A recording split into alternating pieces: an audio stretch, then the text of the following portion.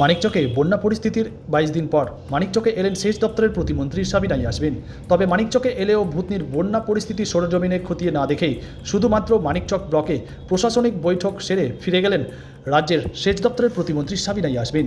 রবিবার Manikchak block community হলে পূর্ব নির্ধারিত কর্মসূচি অনুযায়ী দুপুর নাগাদ উপস্থিত হন রাজ্যের সেচ দপ্তরের প্রতিমন্ত্রী সাবিনা ইয়াসমিন। এছাড়াও উপস্থিত ছিলেন মালদা জেলার জেলাশাসক নিতিন সিংহানিয়া, মহকুমা শাসক পঙ্কজ তামাং, মানিকচকের বিধায়ক সাবিত্রী মিত্র সহ অন্যান্য আধিকারিকরা। তাদের সাথে প্রায় 1 ঘন্টা ধরে চলে রুদ্ধদ্বার প্রশাসনিক বৈঠক। সেই বৈঠকে মানিকচকের বন্যা পরিস্থিতি সম্পর্কে জেনে নেন রাজ্যের মন্ত্রী সাবিনা ইয়াসমিন। পরবর্তীতে একটি সাংবাদিক বৈঠক করে বর্তমানে মানিকচকের বন্যা পরিস্থিতি এবং কী ব্যবস্থাপনা নেওয়া হয়েছে সেই সমস্ত দিকগুলি তুলে ধরেন রাজ্যের মন্ত্রী সাবিনা ইয়াসমিন। পাশাপাশি কেন্দ্রের বিজেপি সরকারকে তুলোধন করে তিনি বলেন, বিজেপির সাংসদ মালদায় থাকলেও তিনি কোনো উদ্যোগ নেন না। ভাঙন রোধ বা বন্যা পরিস্থিতি নিয়ন্ত্রণে সমস্তটাই খরচ করছে রাজ্য সরকারের তহবিল থেকে। কেন্দ্রীয় সরকার সাহায্যের হাত বাড়ালে বন্যা দুর্গত এবং ভাঙন রোধ দুটিই সম্ভব। তবে তারা কোনো কাজ করেন না বলে কটাক্ষ করেন রাজ্যের সেচ দপ্তরের প্রতিমন্ত্রী সাবিনা ইয়াসমিন। যেটা একটা ন্যাশনাল ইস্যু, ন্যাশনাল প্রবলেম, সেটা কথা কেন্দ্রীয় সরকার একবারও ভাবছেন না, বা এখানকার অন্তর্গত যিনি এমপি রয়েছেন উনিও ভাবছেন না। শুধু আমাদের দিকে আঙুল তুলে দেওয়া। আমি আপনাদেরকে একটু তথ্য দিচ্ছি যে আমাদের ইরিগেশন ডিপার্টমেন্ট এই দুটো জায়গাতে আমরা কী কাজ করেছি প্রায় 2 বছরে। আমাদের থার্ড টাইম সরকার আসার পরে গত 2 বছরে আমরা মানিকচক ব্লকে, শুধু মানিকচক ব্লকে স্টেট ফান্ড থেকে আমরা 40 কোটি টাকার কাজ করেছি স্টেট ফান্ড থেকে, এবং এখনও প্রায় আমাদের 7 কোটি টাকার কাজ অনগোয়িং আছে, মানে ধরতে গেলে 47 কোটি। এবং রতুয়া 1 ব্লকে আমরা 21 কোটি টাকার কাজ করেছি এই 2 বছর, এবং আরেকটি কাজ সেটা 2 কোটি 20 লক্ষ টাকার আমাদের অনগোয়িং আছে। আমরা ইরিগেশন ডিপার্টমেন্ট থেকে আমরা কাজ করেছি। আমাদের ভূতনির চারধারে যেটা রিং বা সেটা আমাদের একটু ক্ষতিগ্রস্ত হয়েছে, এবং সেখানে 2022 সালেও এখানে একটা আমাদের সমস্যা তৈরি হয়েছিল।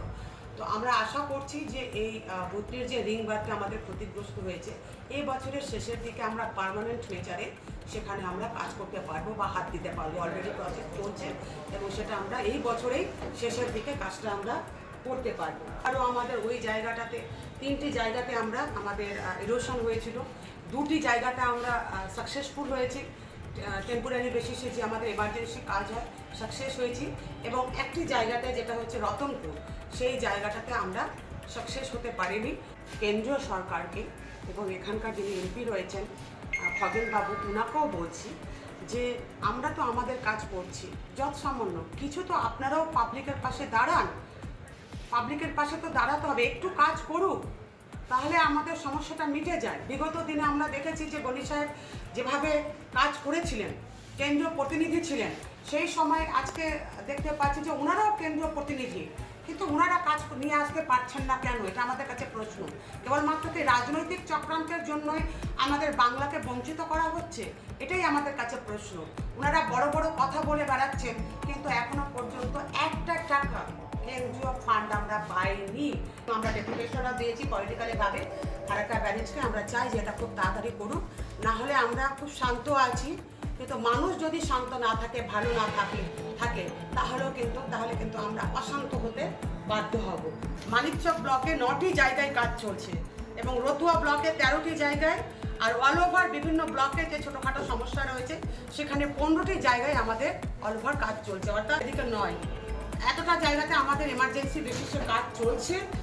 বিশেষ করে মানিকচক ব্লকে প্রায় 67,000 লোক এখন জলমগ্ন, এবং রতুয়া যদি আমরা ধরি সেখানেও 15,000 লোক ধরে নিন, সেখানকার 15,000 লোক জলমগ্ন আছে। প্রায় আমাদের ধরে নিন যে 90,000 সেরকম একটা সামথিং আছে। আমরা তাদের জন্য বিশেষ করে স্নেক বাইটে 2জন স্নেক বাইটের সাপ কেটেছিল, কিন্তু 2জনেই আমাদের এখন জীবিত আছে, অসুবিধা নেই। একজন খুব দুঃখজনক ঘটনা ঘটেছে গতকাল, যে ইলেকট্রিক কারেন্ট লেগে সেখানে একজনের মৃত্যু হয়েছে, এবং আর একটা শুনলাম যে বাচ্চা মেয়ে মারা গেছে। আমাদের সরকারি তরফ থেকে বন্যার কারণে যদি কোথাও মৃত্যু ঘটে, নর্মাল ডেথ তো হতেই পারে মানুষের, কিন্তু বন্যার কারণে কোথাও যদি কোনো অঘটন ঘটে তাহলে আমরা সরকারি তরফ থেকে তাদেরকে 2 লক্ষ টাকা করে ক্ষতিপূরণ আমাদের সরকার, বাংলার মুখ্যমন্ত্রী মমতা ব্যানার্জি 246টা ওয়াটার ট্যাঙ্কার এখানে আমাদের চলছে এবং টিউবওয়েল আমাদের 177টা টিউবওয়েল ওখানে বসানো হয়েছে। যদি আরও কোথাও আমাদের টিউবওয়েল লাগে আমরা সেখানে মনিটর করতে বলেছি, আমরা সেখানেও টিউবওয়েলের কাজ করব এবং টেম্পোরারি 188টা আমরা টয়লেট করেছি। কিন্তু জল ঢুকে যাওয়ার পর বিশেষ করে উত্তরপ্রদেশ এবং বিহার এখানে বেশি বৃষ্টিপাত হলে আমাদের মালদা জেলার এই পোর্শনটাতে জল আমাদের ঢুকে, তো সেই জায়গাটাতে এখনো পর্যন্ত যদি আমাদের জল ঢুকে আমরা চেষ্টা করছি, পাম্পেরও আমরা চেষ্টা করেছি, 23টা পাম্প এগ্রিমেন্ট ডিপার্টমেন্ট থেকে আমাদের 23টা পাম্প দেওয়া হচ্ছে জল বের করার জন্য, কিন্তু সাফিসিয়েন্ট নয়। আশা করছি খুব শিগগিরই আমাদের পার্মানেন্ট নেচারে মানিকচক এবং রতুয়া ব্লকে আমরা কাজ শুরু করবো এবং সেই কাজটা যদি হয়ে যায় আমরা 100% যখন হয়ে যাবে আপনাদেরকে আমরা জানিয়ে দেব। ওটা হয়ে গেলে আমরা রতুয়া এবং মানিকচককে বাঁচাতে পারবো। Bureau news Bangla Times.